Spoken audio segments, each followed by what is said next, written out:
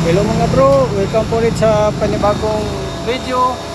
Sa araw nito mga kapatid, meron tayong customer, nawala yung lamig niya. So,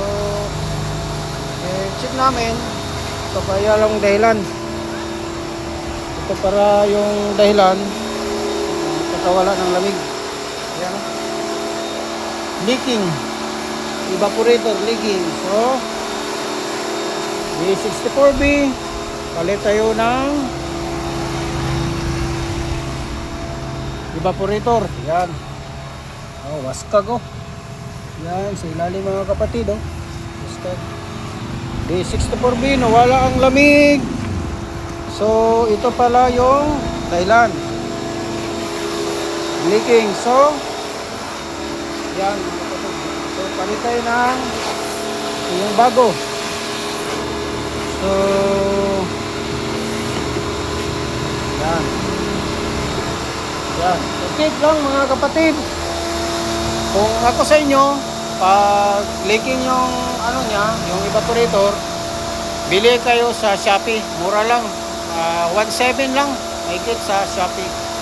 Mas makatipid kayo kaysa dito kaysa mga ano, mga supplier ng mga aircon parts. Mahal. Mga 3,000 plus.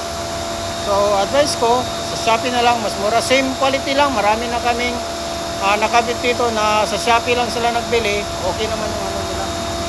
Okay naman yung lamig niya. Pare-pareho lang sa mga. So, yan. Bangabang nyo kami. Yan. Iwasingan pa namin yung ano. Yung casing niya. Iwasin muna kami para pagbalik ng bago. Para ang bago na din yung linis yung ano nyo. So yan mga kapatid, D64B, palit-palit lang. Symbol namin ito mamaya. Symbol namin. So balik doon. So yan. So linisan din natin yung condenser nya para sulit yung lamig ng minivan natin. So yeah, bang-abang lang mga kapatid. So ito na, bagong linis mga kapatid. Oh. Yan, bagong linis. So symbol namin, palitin ng bago. Yan. Panglabang lang, simbolin namin, tapos kabit doon sa unit. Nakabit na. Yan.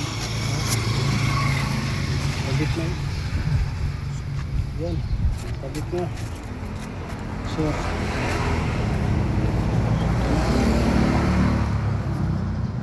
kapatid, tapos na. Yan.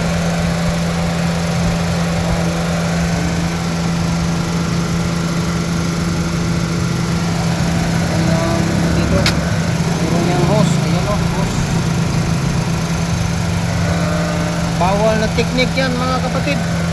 Kurang lamig. So, yan, nag-shut off siya oh. Shut off siya. Yan, andar na po. Okay na to. So, yun lang ang problema mga kapatid oh. Lamig no. So, yan. Yan. So, okay na, malamig na. So, salamat sa pagpanood at saka pag-subscribe sa mga kapatid. God bless po sa lahat. Okay na, solve ng problema. So, salamat kay sir. Yan.